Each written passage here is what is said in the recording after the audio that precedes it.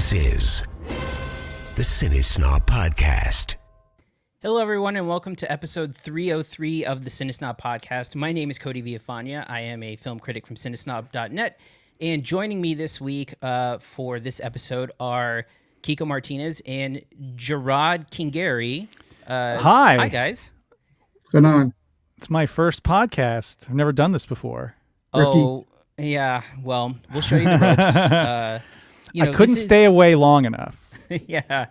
Yeah, it is kind of funny that there's literally been one episode without you, and then you're already back. It has been like 3 weeks, though, to be fair. That's true. That's true. And this is a bit of a homecoming of sorts because the three of us used to do the show when it first started out for, I don't know when exactly Kiko left, but it was probably a couple of years that the three of us did it. Yeah, we did about 50, I would say, before I was like, yeah. He was like, fuck this. Yeah. Well, it wasn't the same after you left, and there was nobody to wake me up on Sunday morning, so there's a point. We could have arranged that, like just a constant wake-up call. Yeah, that would have worked. So are we going to expect you to come back every time there's like a nerd movie?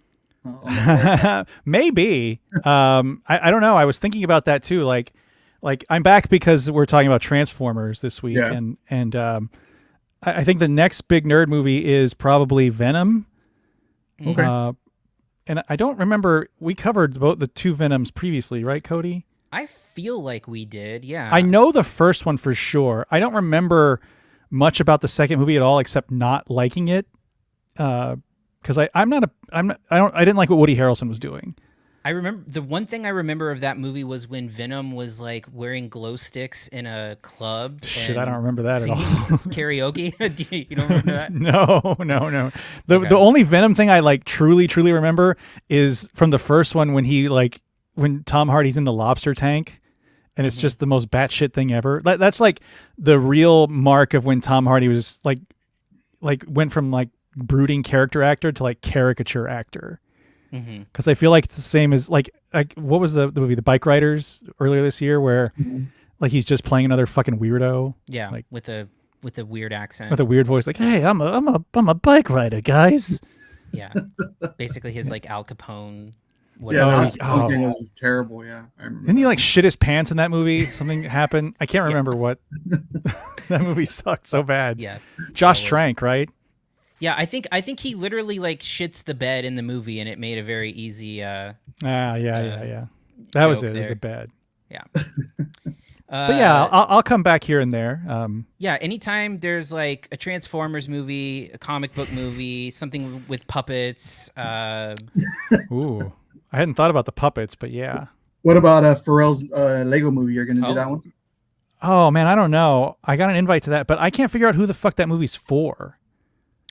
Like for everybody. That's the point. No. I mean, I think Cody and I were talking about this online at least. Like, if you're given the opportunity to make a biopic on your life, I mean, you'd try to do something a little bit different, right? Yeah, but I would just mean like who greenlit it? Like who was like, yes, a Pharrell movie in 2024 that's also Lego. Oh, well, like based on the trailer, it sounds like he did, right? Well, yeah, and the other thing that's really interesting about it is that it's directed by Morgan Neville, who is like a really renowned documentary filmmaker. So it is interesting that he is behind it. So he did, Won't You Be My Neighbor and 20 Feet from Stardom, those types of things. So. Look, I don't know. I mean, it's one of those movies that it seems like it might be a fascinating piece of weird stuff. It also could be terribly boring too. Yeah. I think it could go either way. But yeah, even the good Lego movie, they had the Lego movie, which was awesome. Yeah. And they could never recapture it. No, they haven't really come close, I don't think. Yeah. Since then, like hitting a low, I think with like Lego Ninjago, which was just. I never even saw those. Even the second Lego movie wasn't. I mean, it was fine. You mean the original Lego movie that didn't even get nominated for an Oscar? That one? Oh yeah, yeah. Come on, guys. We don't have to relitigate that. But yeah, it is nice to have the three of us together. It won't be the only time the three of us are doing this show. I'm sure Jerrod will come back every so often. We'll see how this one goes. Yeah, exactly. Jerrod's weighing his decision to come back and whether or not he'll do it again. But yeah, it's pretty much exactly how you left it, Jerrod. We made some tweaks, but you're over there. You're over there. Yeah, right there. I've taken host position, and I could probably drag and drop it. Still. Yeah, you're like my puppet, so I put my hands up. What is that? Where is your hand? Ooh. Awesome. That's for our video listeners. Our audio listeners are not getting the gold that was just put out there. But yeah. So before we get into reviews, I wanted to spend a few minutes talking a little bit about Fantastic Fest 2024, which just ended on Thursday. I was there for 7 of the 8 days. So this is the longest I've ever done Fantastic Fest. Previously, it was about 5 days. So I was almost there the entire time. And just wanted to kind of recap my experiences. So, we talked a little bit about how Kiko has never done Fantastic Fest before. Jerrod, when was the last time you went? It's probably been, it was definitely pre-pandemic. I want to say, when did the Autopsy of Jane Doe come out? I believe that was the last time I was there. I think that was like 2017 was when it came out. Yeah. Shit. Well, maybe it was then. I don't know. I that's the last I remember being there. Did you go? So, maybe I'm thinking about the wrong. Did 8th Grade play there, or was that at South by Southwest? Because there was one where they showed a screening of 8th Grade and like press was allowed to it. Did you go to that? I didn't go to that one. Okay. That would have been like 2019, right? Yeah, maybe it was South by. Because whenever 8th Grade came out, the one thing I remember is I'd seen it. So it came out in 2018. So when my wife and I got married on our honeymoon, we went to Japan, and that was 2019. And there were all in the cabs were ads for 8th Grade, which seemed like a strange movie. I don't know how that translates to the Japanese audience, but there was a huge promotional push for 8th Grade while we were there. Yeah, I think I remember you saying that. Yeah, but yeah, so Fantastic Fest this year, I had a great time as usual, and I think just talking about the way that it's run. I mean, we talked a little bit last year about how there was some issues with like tickets disappearing fast last year. It happened again where it was really difficult to get tickets in the morning, but also like last year, if you just kind of watch the app and wait for people to drop tickets, I got into every single thing that I wanted to get into, including all 5 secret screenings. So, you have to be a little bit on it, but you can definitely get into everything that you want to see if you're diligent about it. Alamo Drafthouse South Lamar continued to be a great host spot. I can't tell you how great it is to have those recliners there. They're still super comfortable and enjoyable. And they got those nice trays that rotate in front of you now. Yep, you got the ones where you can have the food like right in front of you, so you're not hunching over trying to find where your pizza is. And AC worked the entire time. Last time we were, I think it was last year, which was straight after the remodel. Like they literally the paint finished was days before. Yeah, the paint was still drying. I remember that. Yeah. And because I'd seen Blue Beetle like a week or two before. That's right. Yeah. There, and I mean. Yeah, and so things are still holding up great there. So I think I'll start with like the secret screenings, because I think that tends to be what a lot of the buzz is about at Fantastic Fest. We were doing a little bit of a prediction game last week, and what ended up showing was secret screening number 1 was Saturday Night, the SNL movie that's coming out in like a couple of weeks, so we won't spend too much time on it. I did like it, and I think it's Jason Reitman's best movie since Up in the Air, probably. Not a high bar to clear. That's a very low bar. Yeah. I don't know. I liked Young Adult. That was after Up in the Air, right? Mm-hmm. Yeah. Yeah. I wasn't too keen on Young Adult, but I know a lot of people are. No Men, Women, and Children. Yeah. Or Labor Day. I never saw Labor Day. I fucking hated Men, Women, and Children. You missed the Josh Brolin making a pie in Labor Day. I'm pretty certain I never saw Labor Day. I believe the last one I don't think I saw. I don't think I saw it. I know I saw Men, Women, and Children. I hated it because it was like the most like tone deaf about the internet. Doesn't that one take place in Austin? Maybe. That sounds familiar. Yeah. I thought it did, but I could be wrong about that. But yeah, it said it's set in a small town in Texas. Maybe it was filmed in Austin. But anyway, so secret screening number 2 was The Apprentice, the Donald Trump Roy Cohn movie. Again, we'll cover that in a couple of weeks, but again, I thought it was pretty damn good. I think Jeremy Strong is like really great as Roy Cohn in that movie. Secret screening number 3 was Heretic, the upcoming horror movie with Hugh Grant. That's where he kind of like has 2 Mormon girls trapped and kind of lectures them on religion. A movie I thought was okay. The real curveball was secret screening number 4, which was Better Man, which is a movie that's coming out in January, but it is a biopic about British pop musician Robbie Williams. But in the movie, Robbie Williams the character is played by a CGI monkey, who basically looks like Caesar from Planet of the Apes, and so it's like a monkey like on stage performing and doing cocaine and doing all sorts of stuff. It's a musical at its core. It's directed by the guy I can't remember his name who directed The Greatest Showman. It had the audience very divided. I think from what a lot of people are talking about, a lot of people don't know who Robbie Williams is, at least in America. As he's one of those musicians who like really truly broke in UK and Europe. Yeah, I'm a former coworker and a friend, Emily Baucom, who used to work at WAI, is like the biggest Robbie Williams fan that I know. And I messaged her to ask if she had heard about this movie, and she's like, "Oh yeah," and she like listed off all this stuff about Robbie Williams. I was like, I had no idea that he had done all this stuff. Like he's apparently very fucking crazy. Yeah. Like and does all kinds of weird shit like this, and it's like she described it as something like more like depressive pop music. That I guess that's why that was her speculation as to why he never caught on in the U.S. Interesting. Because I remember he had a song called Millennium that was pretty popular in the late 90s, and he was, of course, part of Take That, which had a single. But we'll talk about a biopic that goes differently, right? If you can greenlight a biopic where you get played by a CGI monkey, I mean... Which is better, a CGI monkey or Lego? Right. Yeah, I would vote CGI monkey, but the thing about it, and I think we'll get to it when we talk about it in January, is that it's a very standard biopic that just basically has a monkey in the lead role. Like, so it needs to be like 1,000 times more, pardon this, bananas than it actually is.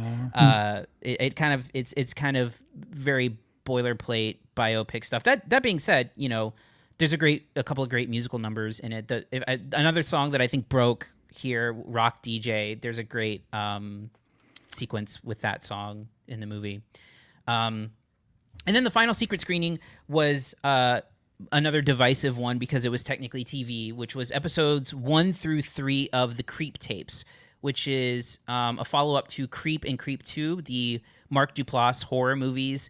Kiko, have you seen the Creep movies? Yeah, I enjoyed both of them. 2 was actually one of those where the part 2 was better. It's like The Godfather, right? Creep 2 is a little bit better than Creep 1. Yeah. Yeah. Well, Star Trek.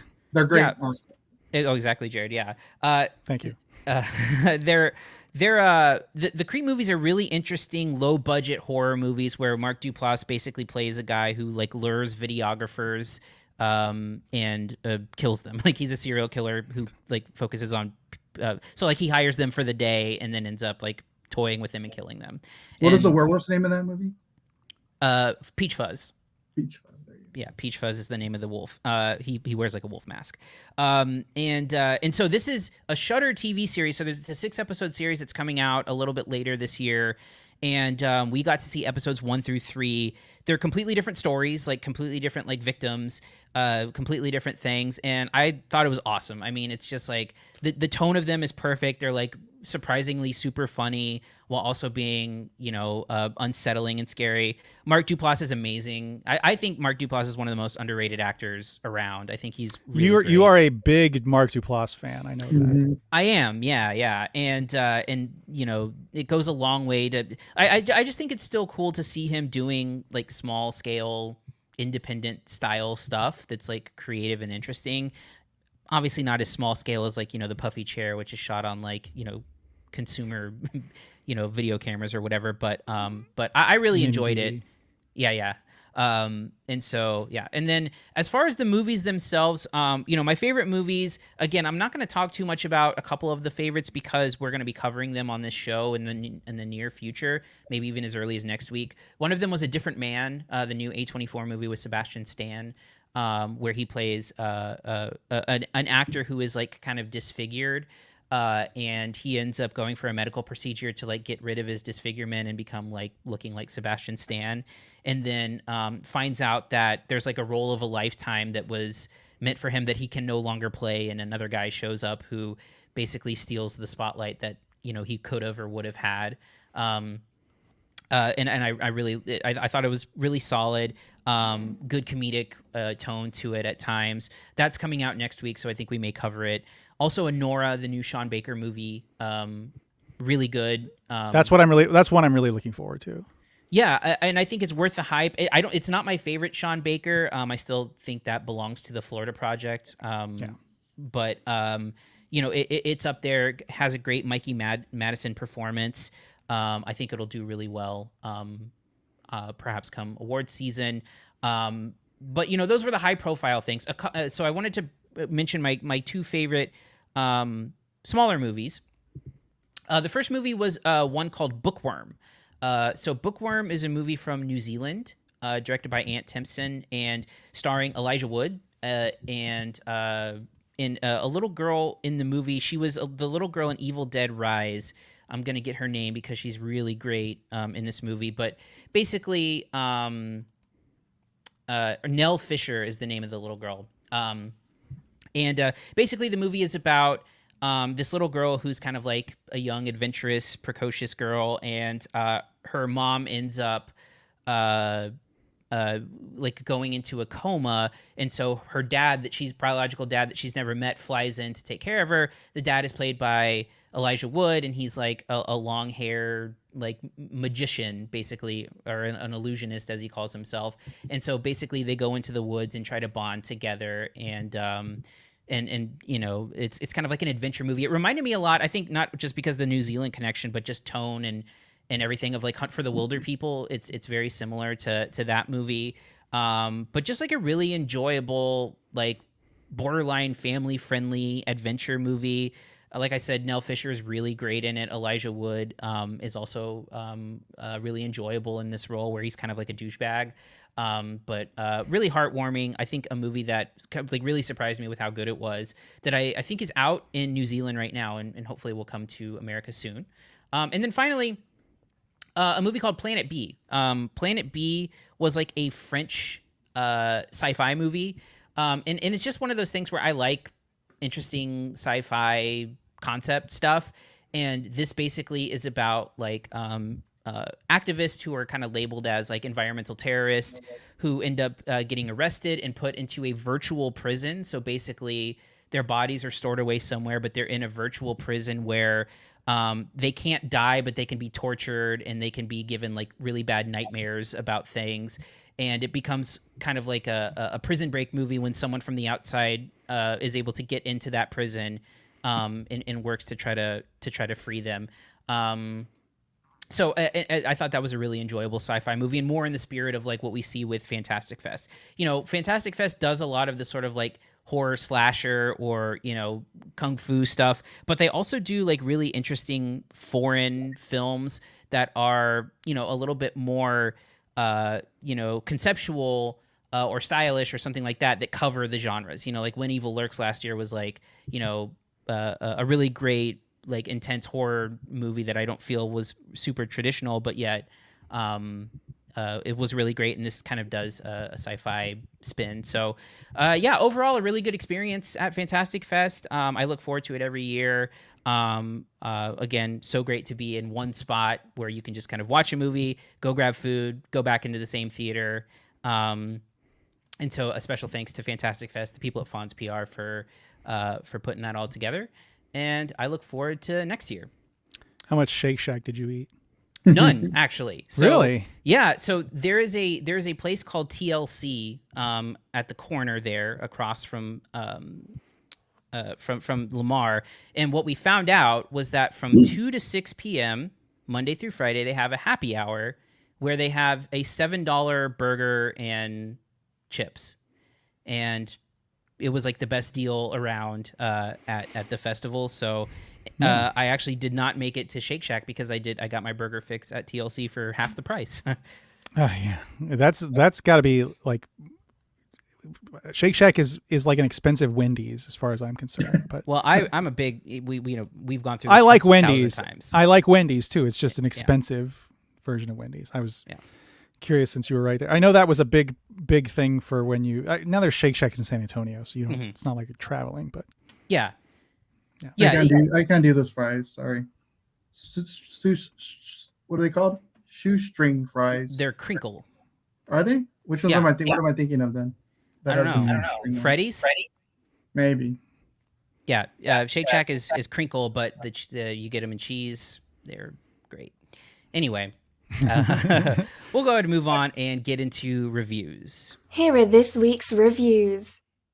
So first up this week, we have Transformers 1, directed by Josh Cooley, who previously directed Toy Story 4. And, normally I would kind of intro things and kind of start with my thoughts, but I've had a whole film festival's worth of movies I've seen since then, probably like 30 movies. So this movie is not exactly fresh for me. Plus, we have a ringer special guest in here who is a self-proclaimed expert on Transformers. So, Jerrod, I'm going to let you tell us a little bit about Transformers 1 and lead off our discussion. Well, I mean, this is one of the books that I have that was like a prequel for Transformers that I was just able to grab off my shelf over here. One of the many you were able to grab. Surprisingly, there's not a lot of novelizations of Transformers. I love garbage crap like that. Like, who's novelizing the Transformers movies? Like, who's reading that shit? You? I mean, I own them. So this is ostensibly a prequel to the live action movies that have been produced since 2007, to varying degrees of success. I know that I was a fan of the first one, the 2007 Michael Bay movie, just for the spectacle of it all. It's not a good movie. There were no good movies in that series until Bumblebee, I think, is probably the legit only good movie. I didn't hate Rise of the Beasts. It was a step down. That premiered last year. That had a big presence at South by Southwest. This is, I guess, supposed to be a prequel. The continuity is always kind of fast and loose with these Transformers movies, negating their own continuity movie to movie. So it's not a tightly plotted ship like the Marvel Cinematic Universe, in other words. Yeah. This takes place on Cybertron, the home planet of the Transformers.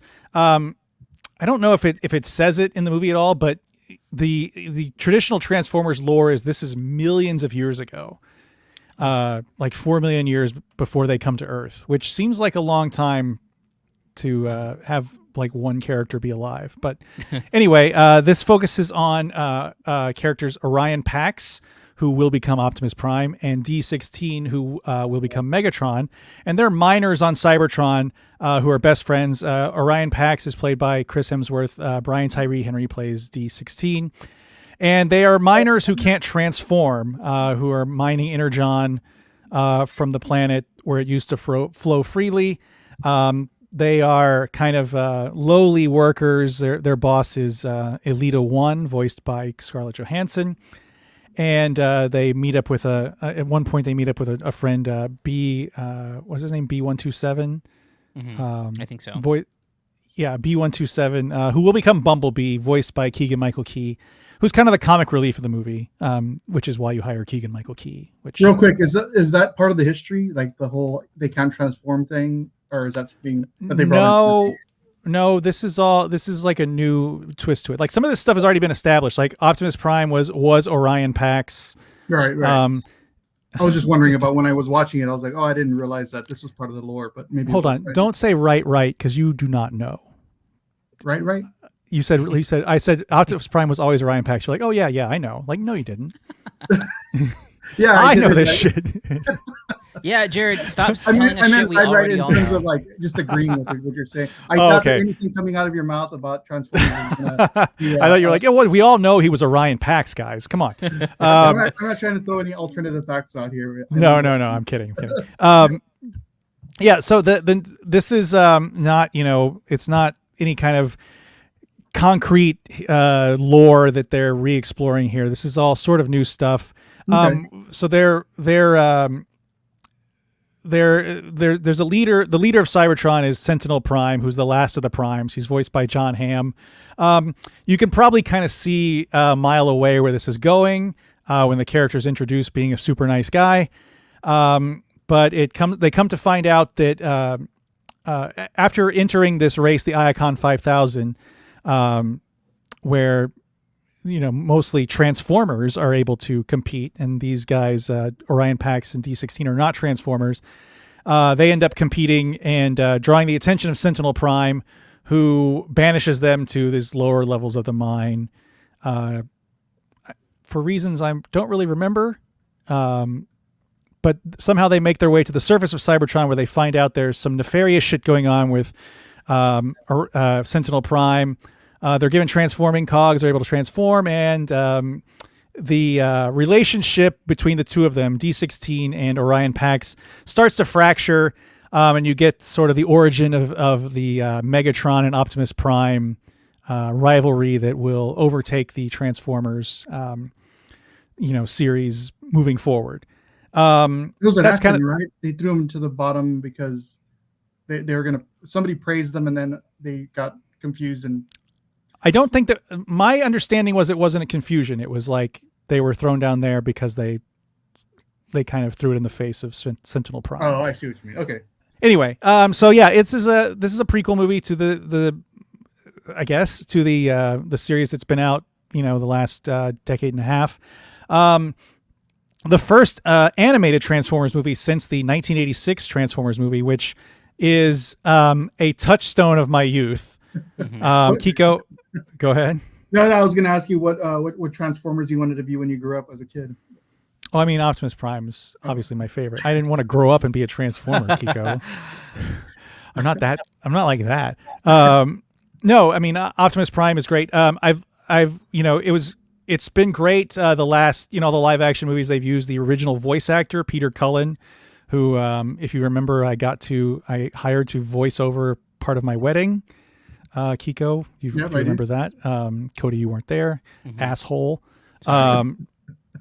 You were in California or something. Anyway, it was cool to have that kind of like continuity throughout, this childhood thing that had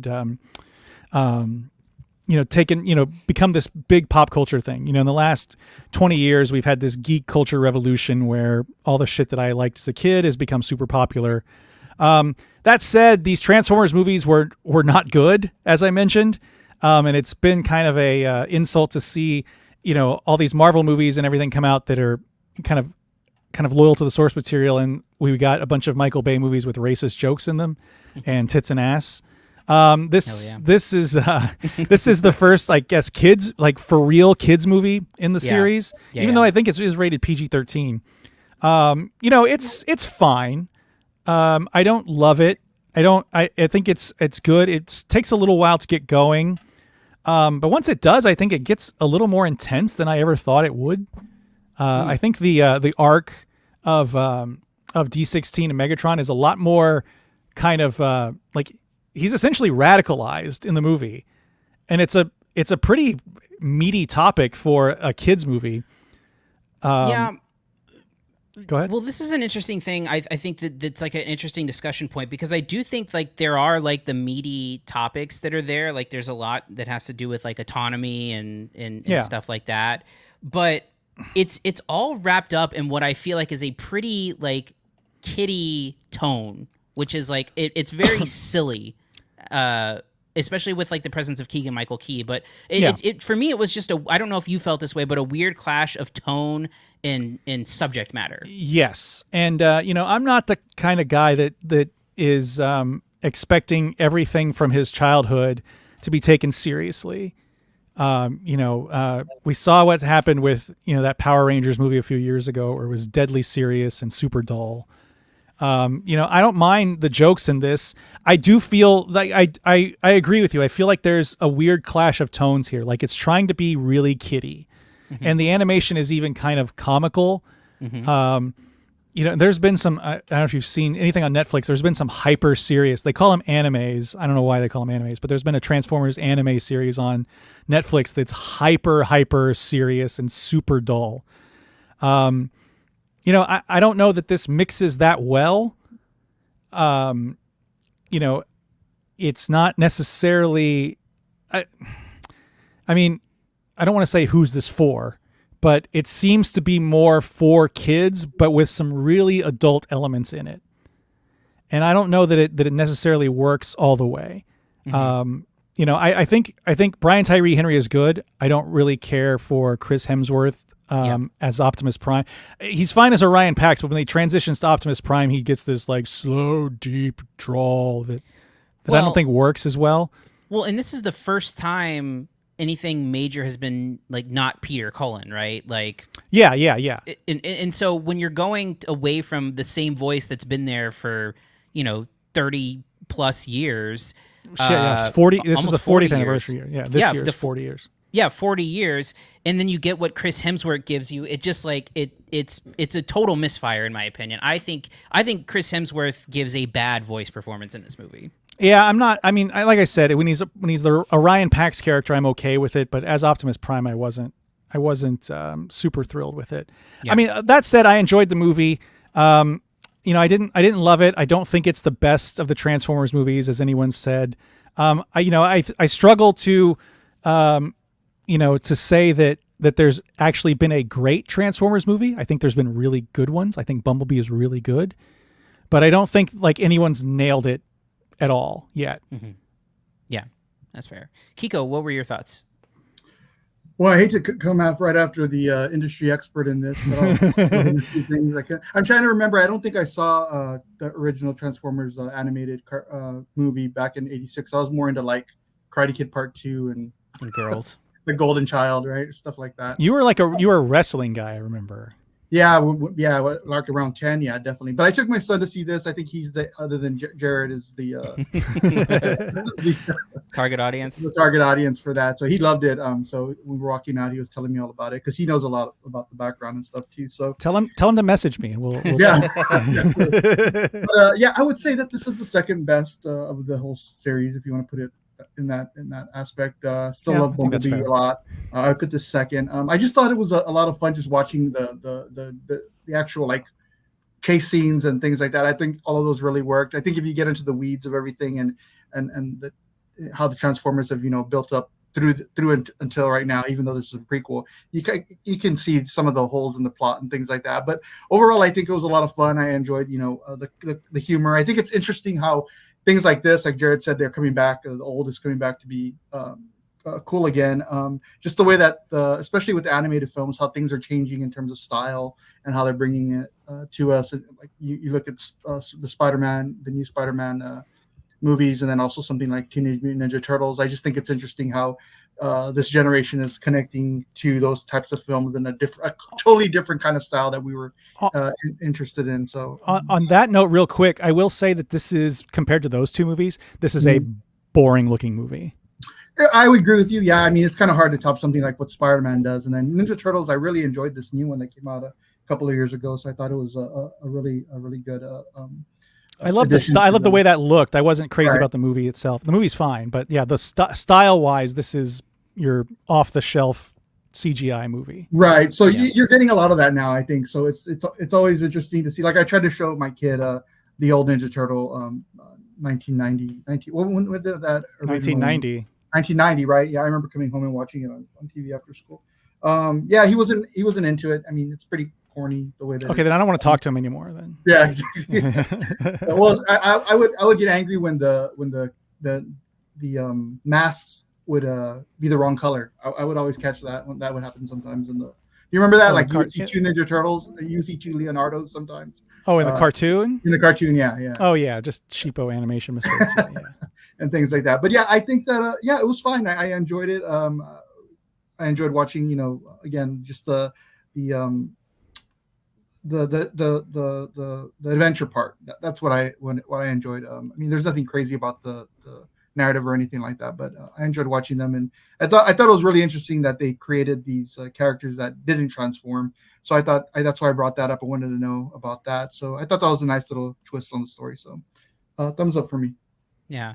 And I don't have too much to add. I mean, I think that I agree with a lot of what has been said so far. I think that the animation style is like surprisingly boring and uninteresting for what it is, especially compared to like the spectacle of like a Michael Bay Transformers movie. But like I said, the tone doesn't always work for me because it is telling it's telling it's kind of like an uprising story in an interesting way, and I think those elements of it are there, but it just clashes so much with like the silly tone of everything. I think the voice cast is mostly good. I actually think Scarlett Johansson's really good in this in her part. But also Brian Tyree Henry, Keegan-Michael Key, good. Chris Hemsworth, I don't think is good at all.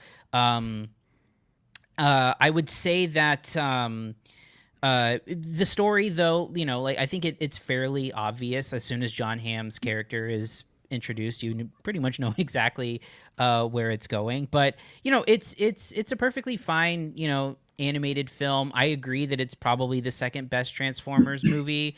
But I in no way was like blown away by this. So let's go ahead and get into final thoughts and grades, and we'll start with Jerrod. Yeah, I mean it's nice to see this Transformers stuff again, not filled with racist jokes or mindless tits and ass. I mean, I can't tell you how many times I was in a Michael Bay movie just cringing at this shit. Like it was awful.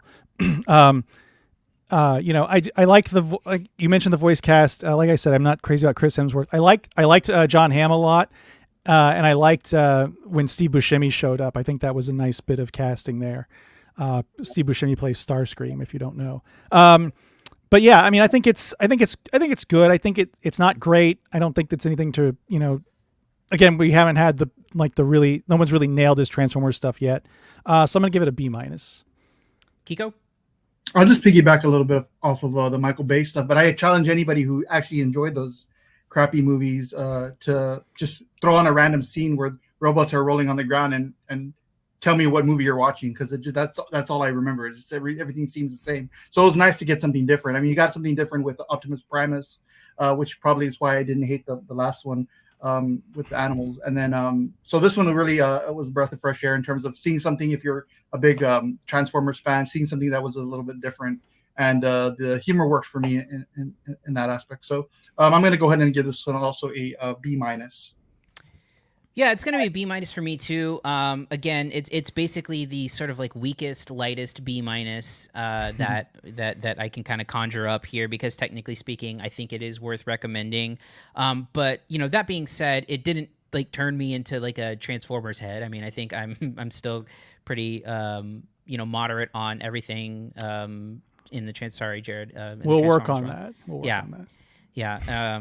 So B- for me. B- is across the board, I think, right? Let's go ahead and move on to our second film, My Old Ass. So this movie was written and directed by Megan Park.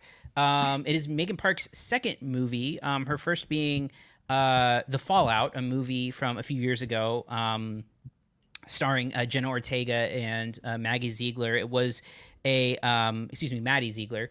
It was basically like an aftermath of a school shooting movie. Debuted at South by Southwest, hit HBO Max after that. A movie that I thought was maybe a little overrated. I didn't think it was that great. I mean, Jenna Ortega is great in it, and I think that was like the first, I think, of her like true ascension that she's had in these last few years, because it came out in 2021, I think.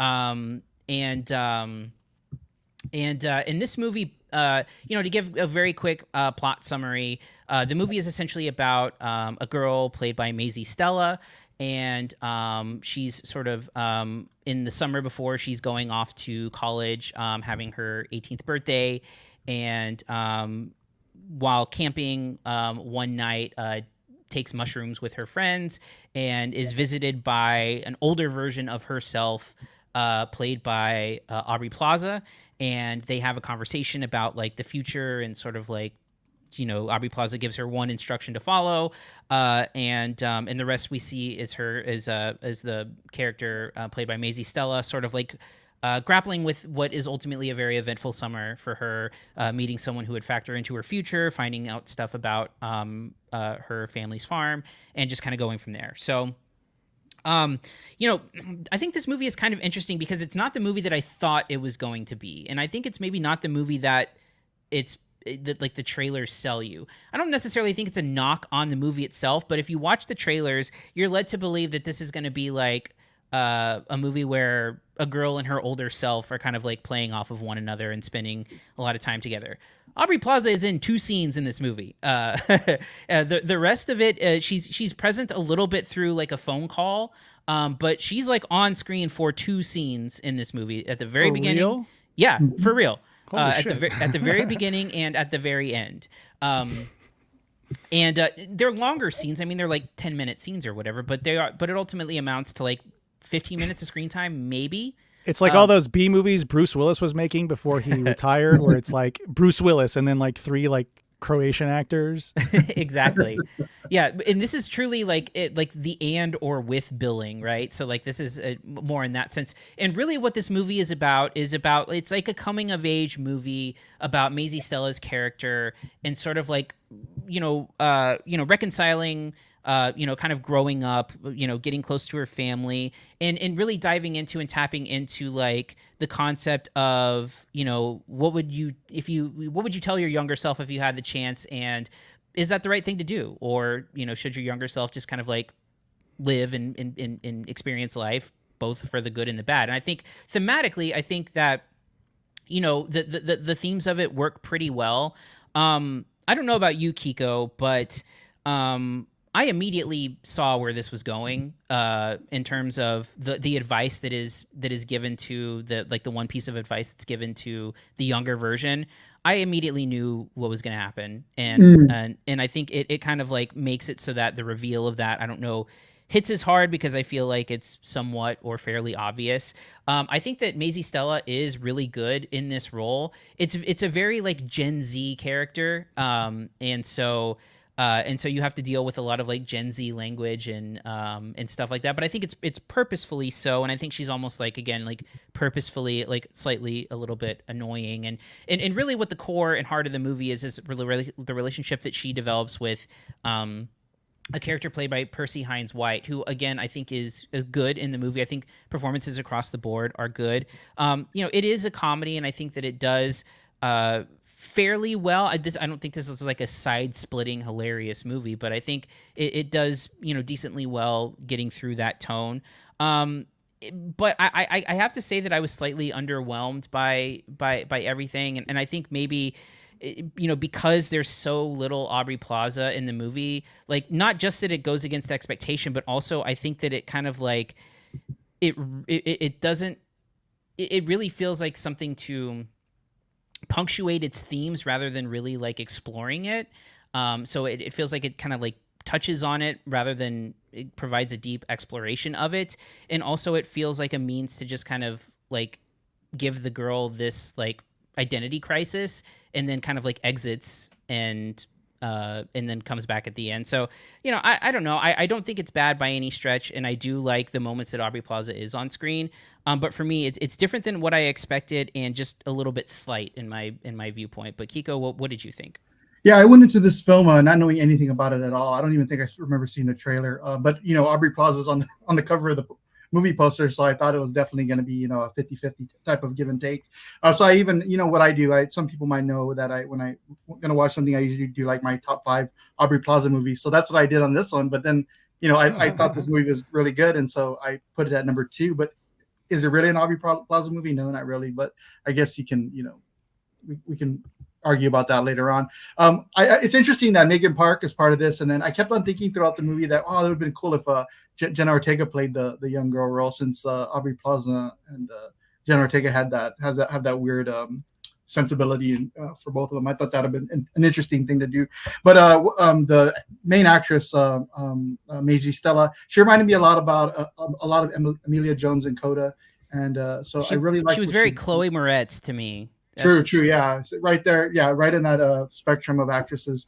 I thought it was a really sweet movie. I enjoyed the themes. I think you're correct on saying that it pretty much hit the themes pretty well. Maybe it didn't delve deep into it as much as it did. I thought it cheated a little bit in terms of the narrative. Without giving too much away, there's a scene where Aubrey Plaza kind of leaves for a while, right? There's no, you don't see her, and when I realized that she's gonna have to come back at some point, how are they gonna bring her back? I thought it was a little cheating in the way that they did that. I won't go too much into it, but when they gave the excuse of why they weren't able to contact each other, I was just like, that was a little bit lazy writing there. So those are a few examples of that in the film, but I really didn't actually. I'm thinking about what you just said. If I could see it coming, I don't think I really saw it coming. But again, I didn't know anything too much about this film, and as it was playing out, maybe it was showing its cards a little bit too much in the third act. But I didn't see the reveal happen until it happened. So I thought that was interesting. It might have been a little bit melodramatic at the end, I agree. But I thought it was its heart was in the right place. I really liked the way that Aubrey Plaza played that scene. It wasn't over the top, but thematically, I found myself thinking about certain things. When you're younger, the whole question of like, what would you tell your younger self if you could? That's always. I don't even want to imagine how many journalists asked Aubrey Plaza that at that press day. So I would have loved to, but I didn't get invited to the press day. Anyway, so I think that overall I enjoyed it. I thought they matched when they were in the scenes together. They matched energies. When they weren't, the young actress Maisie Stella was able to carry it on her own. So I liked it. Yeah, so we'll go ahead and get into final thoughts and grades. And again, I think that, like, to your point, I do think that the third act or the final punctuation point is melodramatic, but I do think that Aubrey Plaza does a really interesting thing in this movie where her performance is super subtle on the dramatic side of things, where like single tear type, it's not over the top like sobbing kind of thing, but just very subtle, and I think that works really well. And so for me it's a B- again. Slight, good, sweet. Is it like super unique from a typical coming of age movie?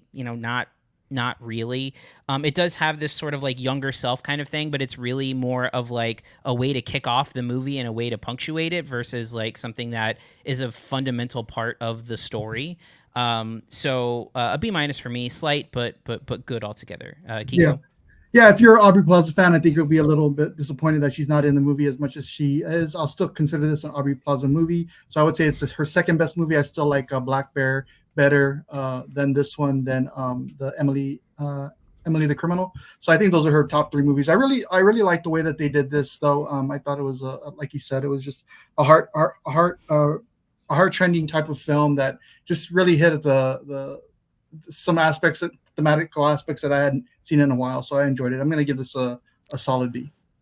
Where do you think Megalopolis will fall for your Aubrey Plaza scale? I don't know. I haven't seen it, of course, yet, but I'm looking forward to it because I've heard people either love it or hate it. She is platinum. Oh yeah, I saw that. Anyway, so we'll go ahead and move on to our last movie, Wolves. We'll try to get through this quickly because our little Jerrod has somewhere to be. Sorry, guys. Yeah, but we'll get through this quick. So our last movie is Wolves. And yes, that is Wolves. I'm not saying that incorrectly. And it's not Wolves. It is Wolves. It is written and directed by John Watts, who has had quite the career, making Cop Car and using that to make 3 incredibly successful Spider-Man movies, a top 10 box office movie of all time, and in the last one.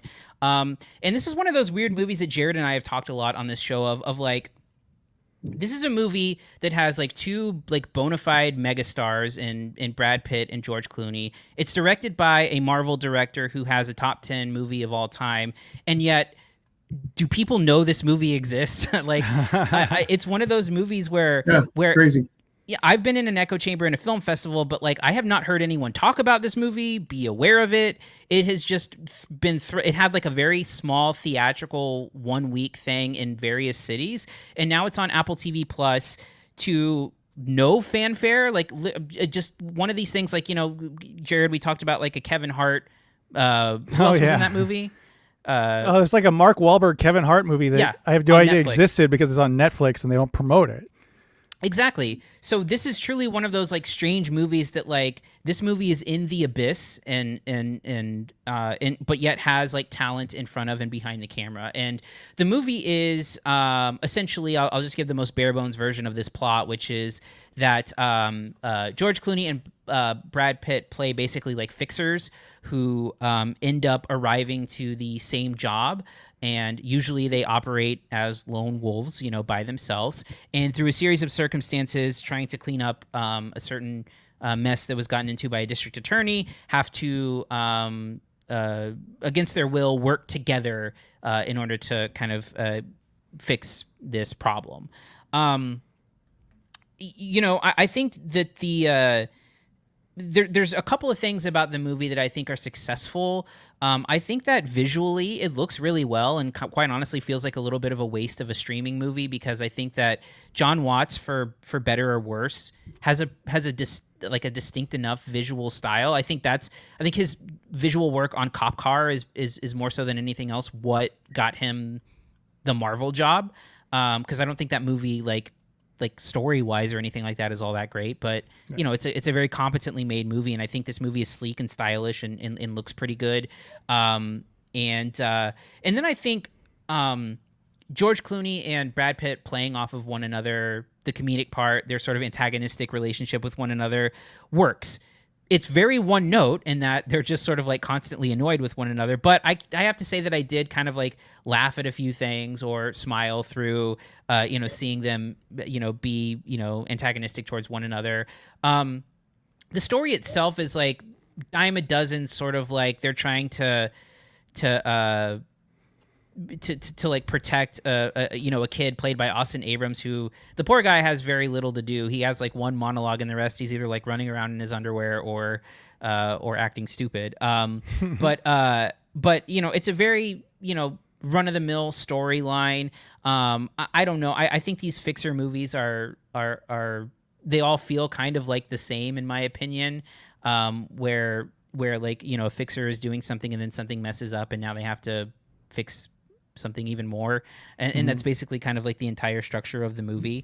And you know, once you get past the sort of like visual style and the antagonistic relationship between Brad Pitt and George Clooney, I don't think there's much there. I will have to say that I don't think that it's boring at any point. I think it's engaging enough, and I think it's like fine enough.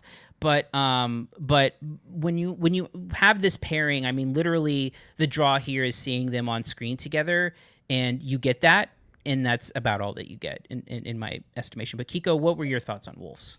Yeah, before we get into that, it's interesting that you said like it's better than just a streaming release, which is interesting to me, because when are we going to get past that? I think is it always going to be like that, where not everybody has Apple TV, right? So they're not going to get to see it until, you know, they download it illegally or whatever they want to do. But like, are we ever going to get to that point where like everything's just kind of on the same playing field? Not with how spread out streaming is. Right. Exactly. I agree with you. And I think it's crazy that this wasn't released at the theaters. Jerrod, you were going to say something? Oh, go ahead. Oh, I think mostly it's the marketing. Like, you just never hear about this shit. Like, like was Clooney or Brad Pitt on any talk show talking about this? Like, was there anything other than like the reviews that came out for it? I mean, how are people finding out about this shit? Yeah, I always bring up the Coen Brothers when the Ballad of Buster Scruggs came out on Netflix a few years back. Now, nobody knew about it. Like, and it's just like, how do you not tell people that you have a Coen Brothers movie coming out on your platform? So one interesting thing that I'm reading here is that apparently 6 weeks ago, this pivoted from being a wide release to a limited release. So this was supposed to be wide in theaters. And then as of August 7th, it changed to limited and then Apple TV the next week. Yeah, you would think that just based on the star power that would be enough just to release it at theaters. But I agree totally with everything that you said. I think that the film was pretty generic, but it was very entertaining when the two leads were on the screen together, which was most of the time. If this movie starred any two other people, I mean, I guess you could create combinations that would still work. But if they were just like B-list actors, I mean, this wouldn't be watched. It's all about Clooney and Pitt at this point. So if you're going into there to see some nice banter between these two star-powered actors that are still at the top of their game, you're going to get exactly what you want. But the whole fixer thing has been played out before. I've seen better movies about fixers, but two big mega stars like this getting a chance to go at it, it'd be like watching Pacino and if there's Pacino and Robert De Niro in a movie, you're going to watch it because of that, right?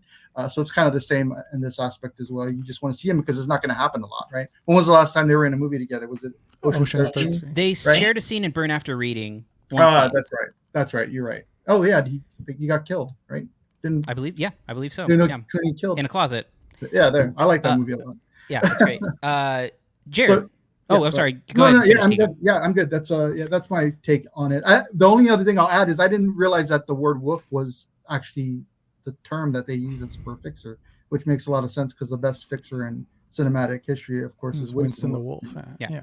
From Pulp Fiction. Well, I think this is more play on the lone wolf, and then double meaning. Yeah. Lone wolf, that you make it plural because it's awkward to make it plural as wolves. This is the reason to watch is for Clooney and Pitt. I mean, they're well-worn shoes at this point, kind of interacting with one another after the Three Oceans movies. I think it's fine. The plot, though, like I was lost at a certain point. And there's a scene at the end of the movie that explains it all. Oh, I hate that. And I still didn't get it. And then you get, there's this like overarching. It's not just this like shit's going wrong, which is I think would be fine enough plot line for a fixer movie.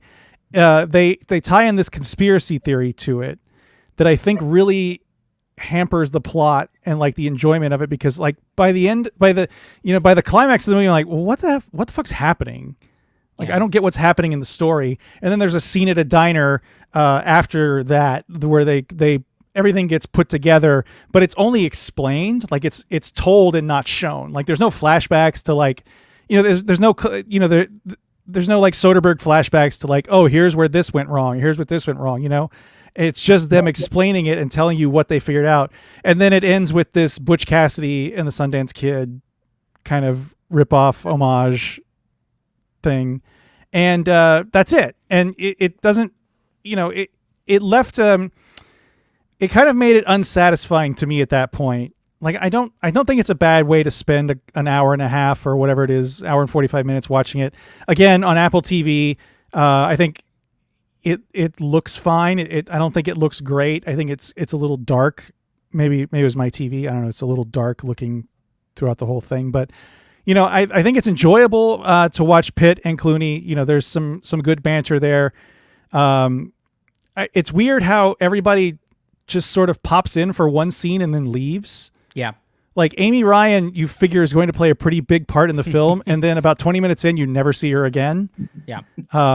Despite her character having some like strange, having some, I don't know what you would call it. Like, there's some ulterior motives going on with what, at least at the end of the movie tells us. What was with that Inspector Gadget hand too, with the other lady that owned the hotel? It was kind of like a shot of, remember what was the villain's name in Inspector Gadget? Dr. Claw? Dr. Claw?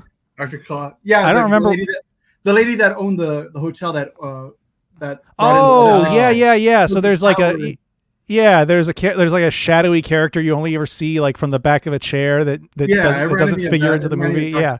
She just needed the cat. Yeah, like stroking a cat. Yeah. I don't know. It's again, we talk about John Watts. I think got incredibly lucky. after Cop Car, directing 3 massive hits in Spider-Man, and then comes back to this and written and directed. I think the writing is the weakest part of this movie. Yeah. Because nothing really adds up. Well, and what I was going to say too is that like this feels like a movie that like in the hands of someone like Shane Black or something like that, like could have really worked playing off these like big personalities. And I mean, even Steven Soderbergh, where Pitt and Clooney really shine. I mean, this feels like this should have been a Shane Black, Soderbergh sort of like, shit's falling apart and here's why. Yes, but also it would have improved the banter because really, even though it's fun because it's them two doing it, it's really just basically, hey, fuck you, and like that's like the extent of the banter that they have with one another, right? There's no like smart quips or like clever. It's really low on that kind of thing. I did like the "I have a fob" sequence. Yeah, that was fun. But I think there's moments of it, but yeah, it's not crackling or anything. No, not at all. And I think that's the thing that may have like put it over the top actually, because again, it's enjoyable enough to watch and a good way to spend, an hour and 45 minutes, like you said, but there's no like life to that script at all. Yeah. It's not bubbling. It's not whip smart or anything like that. It's just sort of there. Yeah. So let's get into final thoughts and grades. So for me, like I said, I mean, I think that if you're going for Pitt and Clooney on screen together, you're going to get some good stuff. You're going to, be entertained by the two of them together, but their chemistry and it can only take it so far. And it kind of runs into the problems with like, a bit of a nonsensical plot, which I think is like legitimately hard to follow. I think that it's like, it just doesn't make a whole lot of sense. So for me, I am going to go with the C+. I don't think I can recommend it, even though it's not like a bad movie per se. But for me, the pieces just don't come together to where I don't think that the chemistry that they have is enough to recommend it fully. But it doesn't miss by too much. So a C+ for me. Kiko, your final thoughts and grade. Yeah, I'm right over the other side of you on that. I'm giving it a B-, and I would barely recommend it. And like we've been talking about before, only because of the Clooney Pitt connection and how well they banter back and forth, even though a lot of it's not super clever or anything like that. And thank you again for reminding me of that last scene in the cafe, Jerrod. I totally forgot. I hate when movies do that. I hate when they go back and try to explain everything in like one scene. And I think it would probably rather. I'm not a big fan of them going back either and showing scenes of where everything. I don't like that, especially when they wrap it up. The worst movie I've ever seen that does that. I don't remember if you remember a movie called Lucky Number 11. They do like I never watched it. Yeah, crazy. Thing where they go back and show, but that scene lasted like another 10 minutes explaining everything. So anyway, but yeah, I'm at a B-. Clooney and Pitt, go see it for them, but that's about it. Yeah, a B- for me too. And I don't like, again, my biggest fault with this being like kind of just in the ether with nothing, nobody to know about it. Like it's a weird thing. Like I assume they pulled it because it's not like these mid-budget. I don't know. This probably costs $100 million mid-budget. But these kind of adult crime movies, like they need a real big hook to sell, and I think this just doesn't have it, and that's why it was, I guess, banished to streaming. But it's a weird, like huge marquee stars that are in this thing. That I don't know how many people know this exists, and it's so weird. Like I'll recommend it. Like it's not a strong recommendation, but like you're going to have to tell people where the fuck to find it. Like, that new Brad Pitt, George Clooney movie. Like, where is that? Does that come out already? Like, yeah, it's on Apple TV. Like, oh fuck, I had no idea. Like it's such a weird market that we live in now with this stuff that these streamers just, they pay a lot of money for and just sort of bury. But it's a weird market, but that's always been the case where people don't keep up with movies as much as we do. Right. I remember, Cody, when we had a screening a long time ago of Step Brothers at one of the local movie theaters, and there was at least 5 or 6 people that came up to me. Oh, this movie was so good. I'm going to recommend it to everybody to go. They didn't realize that it had come out like 3 or 4 years ago, right? So, it was longer than that one. Oh, the repertory screening. Yeah. Okay. So there's a lot of people like that just miss movies, right? But sure, they're really going to miss something like this because It's just so bizarre to me. Like again, like I meant, like we talked about, there's a Kevin Hart and Mark Wahlberg, huge stars. They have a Netflix movie together. And did you know it existed?